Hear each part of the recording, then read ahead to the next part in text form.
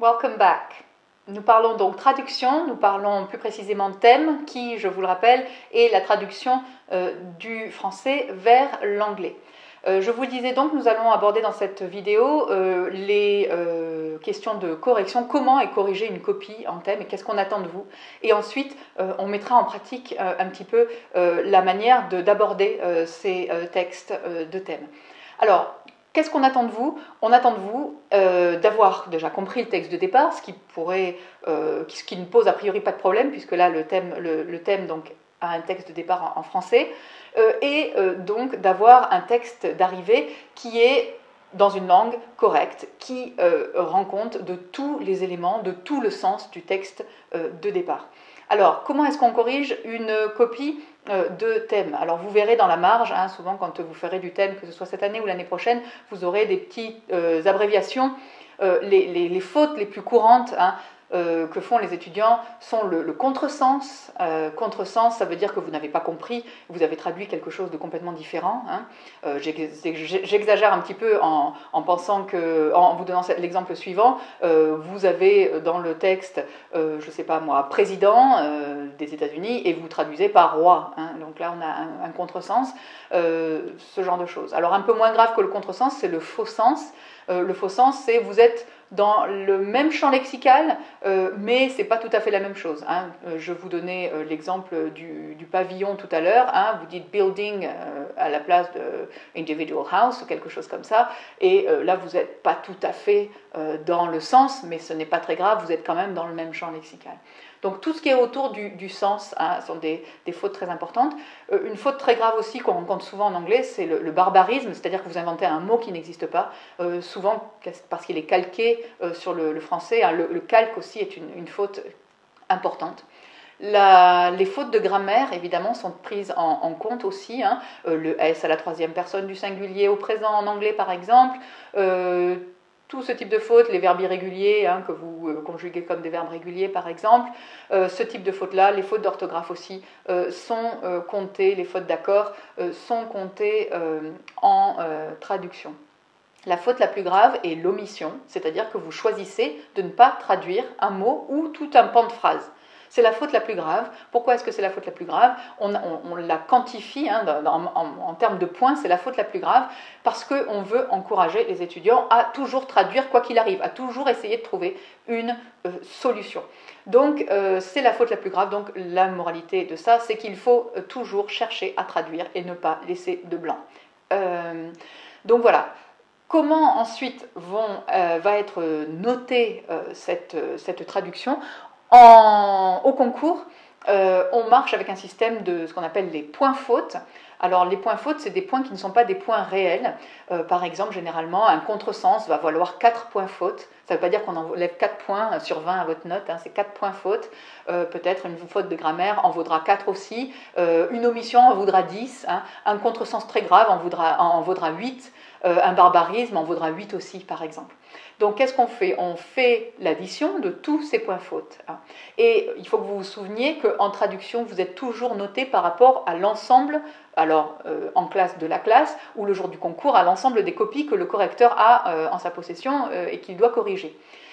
Pourquoi vous êtes noté par rapport aux autres? Parce qu'après avoir attribué les divers points fautes, après avoir calculé le nombre de points de faute par copie, le correcteur va prendre une copie à laquelle il va décider d'attribuer 10 sur 20. Il va se dire, cette copie, elle vaut la moyenne dans son ensemble, et il va regarder le nombre de points faute, et ensuite, donc il attribue 10 à cette copie, ensuite il regarde sa meilleure copie, et il va décider, selon si par rapport au groupe, elle était vraiment excellente, elle sortait vraiment du lot, à lui attribuer 15, 14, 15, 16, peut-être 17. En France, on a tendance à être un peu réticent à aller au-delà, mais ça peut arriver. Il va lui attribuer la note. Alors si cette copie était bonne, mais pas non plus extraordinaire, et par rapport aux autres copies, elle ne sortait pas forcément du lot non plus, on lui attribuera plutôt 14. Si elle sortait vraiment du lot, on lui attribuera plutôt 16, 17. Et ensuite, donc, il va dire entre 10 et 17, par exemple, il y a 7 points. Entre ce nombre de points fautes qui correspond à 10 et ce nombre de points fautes qui correspond à 17, il y a tant de points fautes. On fait une division et on voit combien de points fautes on trouve dans un point réel. Et à partir de ce moment-là, on peut échelonner et attribuer les notes au-dessus de 10. On fait la même chose en dessous de 10, on ne fait pas la même chose pour tout, hein, on n'applique pas ça à l'ensemble de 17 à 2 par exemple, parce que les notes en dessous de la moyenne seraient pénalisées encore plus et on aurait des notes quasiment négatives. Hein. Donc on recommence la même opération, on commence à 10 et puis on voit la plus mauvaise copie, est-ce qu'on lui attribue 2 parce qu'elle est absolument illisible, ou est-ce qu'on lui attribue 4 et dans ce cas-là, on fait pareil, la soustraction et on divise et on voit combien valent les points fautes en dessous de la moyenne et on fait comme ça, on échelonne les notes. Donc voilà comment est corrigée une copie de traduction. Hein, vous verrez le nombre de points fautes, enfin vous ne les verrez pas sur vos copies de concours parce que, sauf demande de votre part, vous ne les verrez pas, mais en concours blanc par exemple ou en DS, hein, vous verrez le nombre de points fautes notés et les points réels hein, et votre note réelle au final. Prenons maintenant un exemple concret hein, de texte à traduire. Alors voici un texte hein, tiré du monde diplomatique, un texte donc, qui a trait à ce qu'on appelle gun control, hein, tout ce qui est autour de la restriction du port d'armes et de la non-restriction du port d'armes aux États-Unis. Qu'est-ce qu'on fait quand on a un texte comme ça, n'importe quel texte en français, quelles sont les différentes étapes que je vais vous inviter vivement à respecter et à prendre l'habitude de mettre en place. Premièrement, vous lisez le texte, vous en prenez connaissance. Ok. Vous découpez les phrases en unités de sens. Cela va vous éviter le mot à mot. Unité de sens, c'est, comme donc vous pouvez le voir, des vases clos, des passages de la phrase qui peuvent être traités en tant que tels, qui peuvent être indépendants. Et je vais me concentrer là-dessus plutôt que de me concentrer sur la phrase dans son ensemble parce que je pourrais prendre des tournures syntaxiques qui ne marcheraient pas, parce que je pourrais me perdre, parce que je pourrais perdre de vue quel est le sujet, quel est le complément, quel est le verbe, etc. Donc je me concentre sur ces fameuses unités de sens. Je repère les verbes. À quel temps sont-ils ? Quel temps, quel aspect vais-je utiliser en anglais dans ce cas-là ? Ça va demander une réflexion assez longue, tout ça, ce travail sur les verbes. Ensuite, j'analyse les mots et les expressions ici que j'ai soulignées en gras. Et je me demande, pour toutes ces expressions qui sont en français un peu pompeuses, un peu complexes, on a tendance à écrire hein, dans les journaux français, enfin dans les journaux de qualité français, avec un niveau de langue assez élevé, qui va être difficile de traduire en anglais, hein, parce qu'on n'a pas toujours... et qui va souvent, d'ailleurs, ne pas être utile de traduire avec un niveau de langue aussi élevé en anglais. L'anglais a tendance à être plus terre-à-terre, plus prosaïque, avoir un niveau de langue plus courant, même dans la presse, même quand ce sont des personnalités politiques qui s'expriment, etc.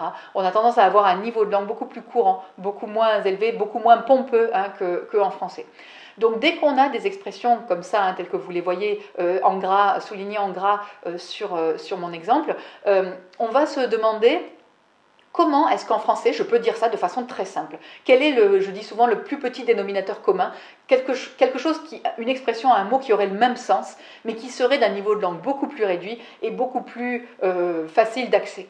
Parce qu'il y a de fortes chances que ce mot-là, une fois qu'il a été réduit, j'allais dire dans son sens, qu'on a passé à un sens plus courant, vous sachiez le dire en anglais.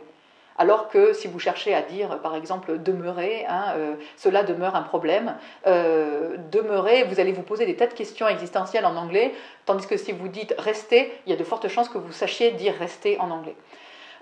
Voilà, donc on essaie de faire ce travail hein, sur une feuille à part de reformulation, de réduction du niveau de langue en français, hein, là je parle, on travaille en français, pour pouvoir ensuite passer plus facilement à l'anglais parce qu'il y a de fortes chances pour que vous connaissiez le mot en anglais.